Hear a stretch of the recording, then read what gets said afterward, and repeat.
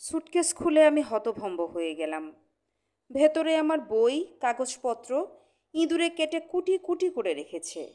আমি বই কাগজপত্রগুলো বের করতে গিয়ে খুব মৃদু কুঁই কুঁই একটা শব্দ শুনতে পেলাম। তাকিয়ে দেখি এক কোণায় তিনটা ছোট ছোট ইঁদুরের বাচ্চা, এত ছোট যে এখনো চোখ ফুটেনি। বাসায় অনেক দিন থেকে ইঁদুরের উৎপাত। কারণটা বোঝা গেল, তারা আমাদের সুটকেসের মাঝে রীতিমতো সংসার শুরু করেছে। একবারে তিনটা করে বাচ্চা হলে কয়েকদিনের ভেতরেই তো ইঁদুররাই বাসায় থাকতো। আমাকে গিয়ে রাস্তায় থাকতে হবে। ময়নার মা কাছেই ঝাঁটা নিয়ে দাঁড়িয়েছিল। আমাকে বলল, ভাই সরেন, এই ইন্দুরের ব্যবস্থা করি। কি করবে? কি করমু মানে? ইন্দুরের বাচ্চা পালবেন নাকি? ঝাঁটার বাড়ি দিয়া শেষ করমু। না না, মারার দরকার নেই, তুমি বরং বাইরে ফেলে আসো।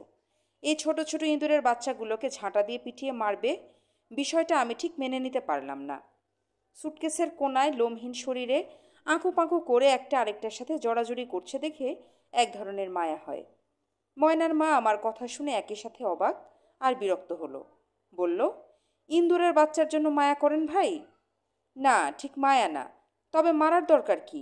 একটা ঠোঙায় ভরে দূরে কোথাও ফেলে আসো। এইগুলা যখন বড় হইব, তখন আপনার মোটা মোটা বইগুলান কচকচ কইরা খাইব। আমি বললাম, আসলে আমারই ভুল হয়েছে। এই বই কাগজপত্র এই রকম সুটকেসে রাখা ঠিক হয় নাই। একটা শক্ত স্টিলের আলমারিতে রাখার দরকার ছিল। ময়নার মা বলল, সেইটা ঠিক। তাই সেই দিন দুপুরে আমি স্টিলের একটা আলমারি কিনতে গেলাম। নয়া বাজারে পাশাপাশি অনেকগুলো স্টিলের আলমারির দোকান। বাইরে ওয়েল্ডিং করছে, পালিশ করছে, রং করছে, ভেতরে তৈরি হয়ে যাওয়া আলমারিগুলো সাজানো। আমি প্রথম দোকানে ঢুকতেই দোকানের মালিক এগিয়ে এলো। মধ্যবয়স্ক মানুষ, গায়ের রং কালো, আধ পাকা চুল, কপালে একটা কাটা দাগ, সাদা দাঁত বের করে হেসে বলল, আসেন স্যার আসেন, ভেতরে আসেন। কি নেবেন? একটা স্টিলের আলমারি। এই যে স্যার, দেখেন কোনটা পছন্দ। বাইরে আয়না ফিটিং আছে, একেবারে বেলজিয়াম গ্লাস। আমি বললাম, না না, আমার আয়না টায়না লাগবে না, সিম্পল একটা আলমারি দরকার। মালিক আমাকে এক কোণায় নিয়ে গেল। এই যে দেখেন, একেবারে সিম্পল, সলিড জিনিস, ফিনিশিংটা একবার দেখেন। আমি আলমারিটা দেখলাম। ভেতরে চারটা তাক, বইপত্র রাখতে সমস্যা হবার কথা না। দরজাটা কয়েকবার বন্ধ আর খুলে দেখলাম মোটামুটি সহজেই বন্ধ হচ্ছে আর খুলছে।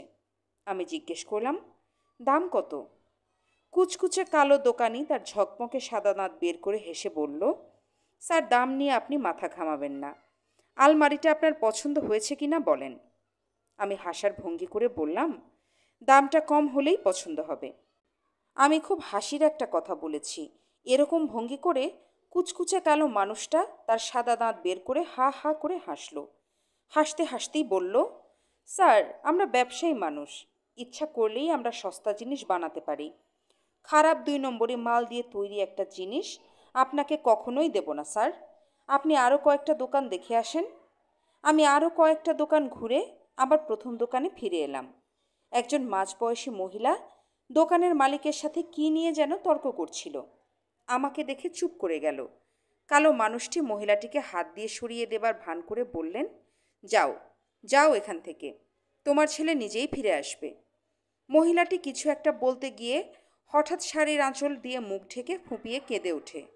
আমি একটু ইতস্তত করে দোকানের মালিককে জিজ্ঞেস করলাম, কি হয়েছে? আর বলবেন না। মানুষটি হাত দিয়ে পুরো ব্যাপারটা উড়িয়ে দেবার মতো ভান করে বলল, ছেলে বাড়ি থেকে পালিয়ে গেছে, এখন এইখানে এসে চোটপাট। মহিলাটি বলল, আপনার এখানেই তো কাজ করত। হ্যাঁ, যখন কাজ করত তখন কাজ করত। কাজ শেষ করে দিল্লি হিল্লি কই যায়, কি করে, আমি কি তার খোঁজ রাখি? কোথাও যায় নাই। কালো মানুষটি এবার রেগে উঠল, কোথাও যায় নাই তো সে বাড়ি আসে না কেন? তুমি এখন যাও, কাস্টমারদের ডিস্টার্ব দিও না। মহিলাটি কাস্টমারদের ডিস্টার্ব না দেবার জন্য সরে গেল। ঠিক কী কারণে জানি না, আমার মনটা হঠাৎ খারাপ হয়ে যায়। সন্তান হারিয়ে যাবার মতো ভয়ঙ্কর ব্যাপার আর কি হতে পারে? এই মাটি এখন কী নিয়ে বেঁচে থাকবে? আহা বেচারি, ছেলেটি কোথায় আছে, কেমন আছে, কে জানে। কালো মানুষটি মনে হয় আমার মুখ দেখে বিষয়টা একটু অনুমান করতে পেরেছে। আমাকে সান্ত্বনা দেওয়ার জন্য বলল, স্যার, এইসব ছেলে পেলে অসম্ভব দুষ্টু। কোথায় চলে গেছে? কয়েকদিন ঘোরাঘুরি করে আবার ফিরে আসবে। আমি বললাম, ফিরে আসলেই ভালো। আপনি বসেন স্যার, এক কাপ চা আনি। নাকি ঠান্ডা কিছু খাবেন? আমি চা কিংবা ঠান্ডা কিছুর যন্ত্রণা থেকে উদ্ধার পাবার জন্য তাড়াতাড়ি টাকা পয়সা দিয়ে কেনাকাটা সেরে ফেলি। আজ বিকেলেই বাসায় আমার আলমারিটা পৌঁছে দেবে। ক্যাশ মেমোর সাথে দোকানি তার একটা ভিজিটিং কার্ড লাগিয়ে দিয়েছে। তার নাম আজিজ মিয়া। ঠিক কী কারণে জানা নাই। কেউ যদি আমাকে জিজ্ঞেস করতো এই লোকটার নাম কী হওয়া উচিত, আমি সম্ভবত আজিজ মিয়াই বলতাম। ময়নার মা স্টিলের আলমারিটা দেখে খুব বিরক্ত হলো। আমার স্ত্রী ছেলে মেয়েদের নিয়ে মাসখানেকের জন্য বাড়ি গেছে। আমাকে দেখাশোনার দায়িত্ব দিয়ে গেছে ময়নার মাকে। ময়নার মা সকালে এসে ঘরদোর পরিষ্কার করে আমার জন্য কিছু একটা রান্না করে দিয়ে যায়। এই সময়টাতে সে যতটুকুই পারে আমাকে নানা বিষয়ে উপদেশ দিয়ে মানুষ করার চেষ্টা করে। আমি আমার স্ত্রীর সাথে কোনো পরামর্শ না করে এত বড় একটা আলমারি কিনে এনেছি, এই বিষয়টাও সে সহজভাবে নিতে পারল না। কত দিয়ে কিনেছি সেটাও জানতে চাইল। ইচ্ছে করে কমিয়ে অর্ধেক দাম বলেছি। সেটা শুনেই তার চোখ কপালে উঠেছে। আমার স্ত্রী বাড়ি ফিরে এলে সে কিভাবে তাকে নালিশ করবে, নানাভাবে সেটা নিয়ে সে গজর গজর করতে থাকে। পড়ার ঘরে আলমারিটার জায়গা হয়েছে। বইপত্র তখনই আলমারিতে তুলে রাখার ইচ্ছা ছিল, কিন্তু টেলিভিশনে একটা সিনেমা দেখতে শুরু করে আটকা পড়ে গেলাম। যখন সিনেমা শেষ হয়েছে তখন রাত 12টা বেজে গেছে। ময়নার মার রান্না করা খাবারগুলো টেবিলে সাজিয়ে রেখে গেছে। গরম করে নিতে আলসেমি লাগছিল। সেভাবেই খেয়ে বিছানায় শুয়ে পড়লাম। মে মাসের ভ্যাপসা গরম, ফুল স্পিডে ফ্যান চালিয়েও ঘুম আসে না। বিছানায় ছটফট করতে হয়। গভীর রাতে হঠাৎ আমার ঘুম ভেঙে গেল। আমার মনে হলো আমি কোনো এক ধরনের শব্দ শুনেছি। দুমদুম করে শব্দ হচ্ছে, থেমে থেকে কিছুক্ষণ হয়ে আবার বন্ধ হয়ে যায়। আমি ব্যাপারটা উড়িয়ে দিয়ে পাশ ফিরে আবার ঘুমিয়ে যাবার চেষ্টা করলাম, কিন্তু চোখে এত সহজে ঘুম আসতে চাইল না। বাসায় অসংখ্য হৃষ্টপুষ্ট ইঁদুর ঘুরে বেড়ায়। তারা সহজেই এরকম শব্দ করতে পারে বলে নিজেকে বোঝানোর চেষ্টা করলাম, কিন্তু তারপরেও ভেতরটা খচখচ করতে লাগলো। আমি শেষে বিছানা থেকে নেমে এলাম। এবার বোঝা যাচ্ছে শব্দটা আসছে পড়ার ঘর থেকে। অন্ধকারে হাতড়ে লাইটটা জ্বালাতেই শব্দটা বন্ধ হয়ে গেল। আমি তবুও হেঁটে হেঁটে পড়ার ঘরে এসে বাতি জ্বালালাম। পরিচিত পরিবেশে বিশাল স্টিলের আলমারিটাকে কেমন যেন বেখাপ্পা দেখাচ্ছে। এছাড়া চোখে পড়ার মতো কিছু নেই। আমি এদিক সেদিক দেখে আবার বিছানায় শুয়ে পড়লাম।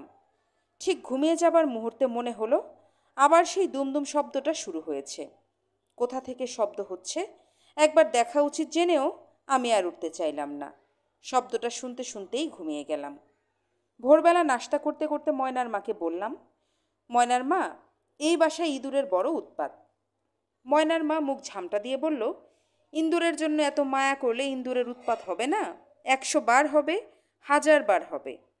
আমি তার বিরক্তিটা হজম করে বললাম, আমার মনে হয় ইঁদুর মারার জন্য একটা ব্যবস্থা করতে হবে।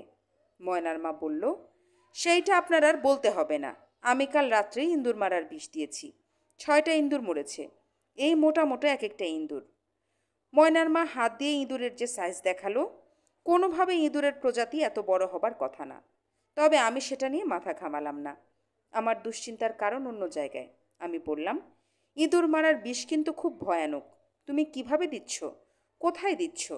হাত ভালো করে সাবান দিয়ে ধুয়ে নাও তো।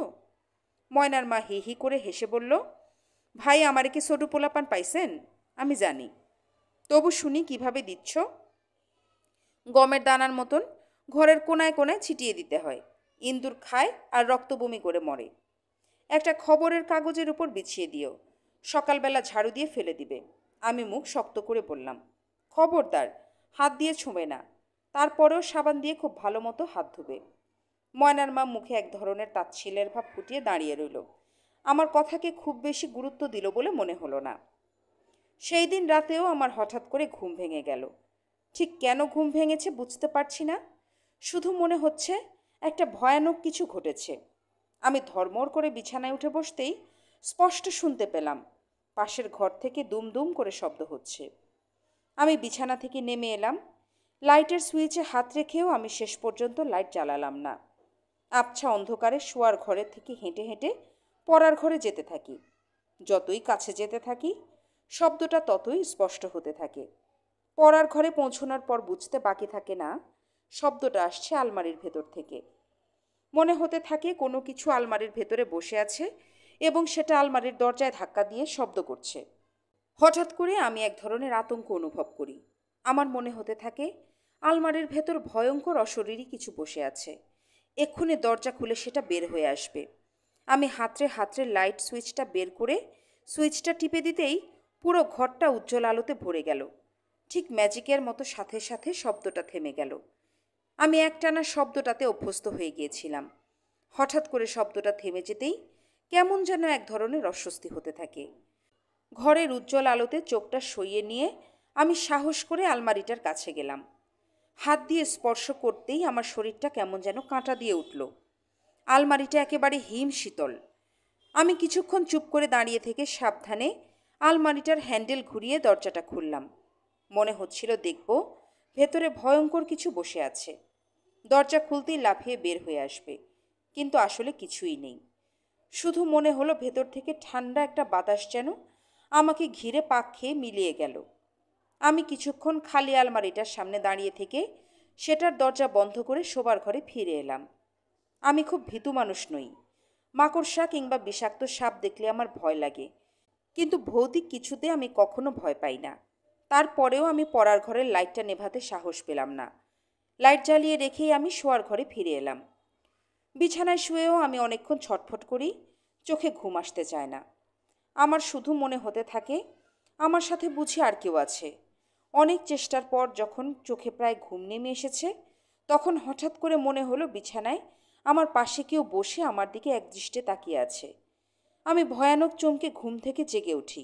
আসলে কিছুই নেই, ব্যাপারটা আমার চোখের ভুল। তারপরেও আমার আর ভালো ঘুম হলো না। আধো জেগে আধো ঘুমিয়ে রাতটা কাটিয়ে দিলাম। ভোরবেলা ময়নার মা আমাকে দেখে বলল, ভাই, আপনার কি শরীর খারাপ? আমি মাথা নাড়লাম। বললাম, না তো, শরীর খারাপ কেন হবে? আপনার চেহারা তো খারাপ দেখি। রাত্রে ভালো ঘুম হয় নাই। শরীরের উপর অত্যাচার করেন তো, ঘুম হবে কেমন করে? আমি শরীরের উপর কী অত্যাচার করি সেটা একবার জিজ্ঞেস করার ইচ্ছা ছিল, শেষ পর্যন্ত আর জিজ্ঞেস করলাম না। খাওয়া এবং ঘুম ছাড়া অন্য যে কোনো কাজকেই ময়নার মা শরীরের উপর অত্যাচার বলে মনে করে। দিনের বেলা আলমারিটাকে দেখে আমার নিজেকে কেমন জানি বোকা বোকা বলে মনে হলো। রাত্রিবেলা একেবারেই অকারণে আমি এটাকে দেখে কত ভয় পাচ্ছিলাম, চিন্তা করে আমার হাসি পেতে থাকে। আজ রাতে এসে আলমারিতে আমার সব বইপত্র ঢুকিয়ে রাখবো বলে মন স্থির করে ফেলি। বাসায় ফিরে আসতে আসতে বেশ রাত হয়ে গেল। গুমোট গরমে ঘেমে শরীর চটচট করছে, তাই খাওয়ার আগে আরও একবার গোসল করে নিলাম। যখন খাওয়া শেষ করেছি তখন হঠাৎ ঝড়ো বাতাসের শব্দ শুনতে পেলাম। বাইরে থেকে বৃষ্টির ভেজা ঠান্ডা বাতাস এসে হঠাৎ করে ঘরটাকে শীতল করে দেয়। আকাশ চিরে কয়েকবার বিদ্যুৎ চমকালো। তারপর হঠাৎ করে বৃষ্টি শুরু হলো। প্রথমে ফোঁটা ফোঁটা করে, তারপর হঠাৎ ঝমঝম করে আকাশ ভেঙে বৃষ্টি। বৃষ্টি আমার খুব ভালো লাগে। আমি যে কোনো সময়ে যে কোনো পরিবেশে বসে বসে বৃষ্টি দেখতে পারি। কাজেই আমি বারান্দায় বসে বসে বৃষ্টি দেখতে লাগলাম। মাঝে মাঝে বিদ্যুৎ চমকাচ্ছে এবং সেই বিদ্যুতের আলোতে বহুদূর পর্যন্ত মুহূর্তের জন্য স্পষ্ট হয়ে ওঠে। বিদ্যুতের আলো এক ধরনের অতৃপ্তি রেখে যায়। তীব্র আলো বলে অনেক দূর দেখা যায়, কিন্তু তার স্থায়িত্ব এত কম যে কোনো কিছুই ভালো করে দেখার আগে আলোটা মিলিয়ে যায়। ঠিক এই রকম সময়ে প্রচণ্ড বিদ্যুতের আলোতে চারিদিক ঝলসে ওঠে এবং সাথে সাথে প্রচণ্ড জোরে খুব কাছাকাছি কোথাও বাজ পড়ল। সাথে সাথে ইলেকট্রিসিটি চলে গিয়ে চারিদিক অন্ধকার হয়ে যায়। ইলেকট্রিসিটির আলোতে চারপাশের কেমন যেন একটা বিবর্ণ ধরনের আলো ছিল। ইলেকট্রিসিটি চলে যাবার পরে পুরো এলাকাটাতে এক ধরনের আলো আঁধারি ভাব চলে এসেছে। আকাশে নিশ্চয়ই চাঁদ ছিল। ঢেকে যাবার পরেও এক ধরনের নরম আলোতে চারিদিক আলোকিত হয়ে আছে। আমি মুগ্ধ বিস্ময় নিয়ে বাইরে তাকিয়েছিলাম। ঠিক তখন আমি পড়ার ঘর থেকে দুমদুম শব্দটা শুনতে পেলাম। ভয়ের একটা শীতল স্রোত আমার মেরুদণ্ড দিয়ে চলে গেল। ইলেকট্রিসিটি নেই। আমি এখন চেষ্টা করলেও আলো জ্বালাতে পারবো না। পড়ার ঘরের আলমারির ভেতর থেকে দুমদুম শব্দটা আস্তে আস্তে বাড়তে থাকে। মনে হয় কেউ বুঝি আলমারির দরজা ভেঙে বের হয়ে আসবে। আমি ঠিক কী করছি চিন্তা না করেই পা পা করে পড়ার ঘরে হাজির হলাম। এক ধরনের আতঙ্ক নিয়ে আলমারিটার সামনে দাঁড়িয়ে থাকি। সেইখান থেকে ছুটে পালিয়ে যাবার একটা অদম্য ইচ্ছাকে অনেক কষ্টে থামিয়ে রেখে আমি নিঃশব্দে দাঁড়িয়ে রইলাম। নিজের অজান্তেই আমার হাত পা থরথর করে কাঁপছে। আমি ঠিক করে নিঃশ্বাস নিতে পারছিলাম না। বিদ্যুতের আলোর ঝলকানিতে হঠাৎ করে ঘরের ভেতরটা স্পষ্ট হয়ে উঠল। আমি পরিষ্কার দেখলাম আলমারির হ্যান্ডেলটা আস্তে আস্তে ঘুরছে। ভেতর থেকে কিছু একটা বের হওয়ার চেষ্টা করছে। আমি নিঃশ্বাস বন্ধ করে তাকিয়ে আছি। আবছা আলোতে দেখতে পাই খুব ধীরে ধীরে হ্যান্ডেলটা ঘুরে যায়। খুট করে একটা শব্দ হয়, তারপর দরজাটা খুলে যায়। আলমারির নিচে জমাট বাঁধা অন্ধকার, সেখানে কিছু একটা গুঁড়ি মেরে বসে আছে। ঠিক তখনই আমি কারো ফুঁপিয়ে কান্নার শব্দ শুনতে পেলাম। হঠাৎ বিদ্যুতের আলো ঝলসে উঠল। আমি স্পষ্ট দেখতে পেলাম আলমারিতে গুটিসুটি মেরে 12-13 বছরের একটা ছেলে বসে আছে। তার চোখে মুখে এক ধরনের অবর্ণনীয় আতঙ্ক। সে হামাগুড়ি দিয়ে ভেতর থেকে বের হবার চেষ্টা করে, নিজেকে টেনে টেনে বাইরে নিয়ে আসতে থাকে, কিন্তু পারে না। ফুঁপিয়ে ফুঁপিয়ে কাঁদতে কাঁদতে সে হুমড়ি খেয়ে পড়ে যায়। কাছাকাছি আবার বিদ্যুৎ চমকে উঠল। আমি বিদ্যুতের আলোতে দেখতে পেলাম তার মাথার পেছনটা থেতলে গিয়েছে, রক্তে শরীরটা ভেসে যাচ্ছে। ছেলেটা থরথর করে কাঁপতে থাকে। মনে হচ্ছে প্রচণ্ড যন্ত্রণায় সে ছটফট করছে। ঠিক তখন ইলেকট্রিসিটি চলে এলো। তীব্র আলোতে ঘরটা ভেসে গেল। মনে হলো কেউ একজন যেন হাহাকারের মতো আর্তনাদ করে ওঠে। একটু আগেই যেখানে 12-13 বছরের একটা ছেলে হুমড়ি খেয়ে পড়েছিল, সেখানে এখন কিছু নেই। আলমারির দরজাটা হাট করে খোলা, ভেতরেও কিছু নেই। আমার অনেকক্ষণ লাগলো নিজেকে শান্ত করতে। অনেক কষ্ট করে নিজেকে শান্ত করে আমি আলমারির সামনে গেলাম। ভেতরে ভালো করে তাকালাম। খুব ভালো করে এটাকে পরিষ্কার করার চেষ্টা করা হয়েছে। তারপরেও দেখা যাচ্ছে খাঁজের মাঝে শুকনো রক্ত। 10-12 বছরের একটা বাচ্চাকে এখানে কেউ একজন খুন করেছে। বাচ্চাটি আমাকে সেই কথা বলার চেষ্টা করেছে। আজিজ মিয়া আমার দিকে কেমন জানি অবাক হয়ে তাকিয়ে রইল। আমি বললাম, বলে ফেলেন, বাচ্চাটার ডেড বডি কি করেছেন? আজিজ মিয়া কি একটা বলতে চেষ্টা করলো, বলতে পারল না। কয়েকবার তার ঠোঁট নড়ে ওঠে, কিন্তু গলা দিয়ে কোনো শব্দ বের হয় না। আমি আজিজ মিয়ার দিকে আরেকটু ঝুঁকে পড়ি। বলি, আলমারির ভেতরে শুকনো রক্ত আছে, কবজায় কাপড়ের সুতাও পেয়েছি, মনে হয় কয়েক গাছি চুলও আছে। আমি খালি চোখে যখন দেখেছি, পুলিশ আরও অনেক ভালো করে দেখবে, তারা আরও অনেক কিছু পাবে। বলে ফেলেন, কি হয়েছিল? আজিজ মিয়া মাথা নাড়ল, ফিসফিস করে বলল, বিশ্বাস করেন স্যার, খোদার কসম আমি মারতে চাই নাই। ওয়েল্ডিং মেশিনটা শর্ট করেছে, এমন মেজাজ খারাপ হলো, রাগের মাথায় রেঞ্জটা দিয়ে মেরেছি। আমি স্থির চোখে আজিজ মিয়ার দিকে তাকিয়ে রইলাম। আজিজ মিয়া ভাঙা গলায় বলল, আল্লাহর কসম আমি মারতে চাই নাই। আমি সোজা হয়ে বসলাম। আমাকে বলে কি করবেন? পুলিশের কাছে বলবেন, কোর্টে বলবেন? আজিজ মিয়া তখন ফ্যাঁস ফ্যাঁস করে কাঁদতে শুরু করলো। আমি এখনও গভীর রাতে আলমারিটার সামনে দাঁড়িয়ে থাকি। মনে হয় বুঝি আবার শুনবো। ভেতর থেকে দুম দুম শব্দ হচ্ছে। একটা 10-12 বছরের বাচ্চা ভেতর থেকে বের হওয়ার চেষ্টা করছে। কিন্তু আর কখনো শুনিনি। আমাকে যেটা বলতে চেয়েছিল বাচ্চাটা, সেটা বলে দিয়েছে। তার আর বলার কিছু নেই। কেমন আছে বাচ্চাটা? বেঁচে থাকতে পৃথিবীর কোনো সুখ পায় নাই, এখন সুখ পেয়েছে তো।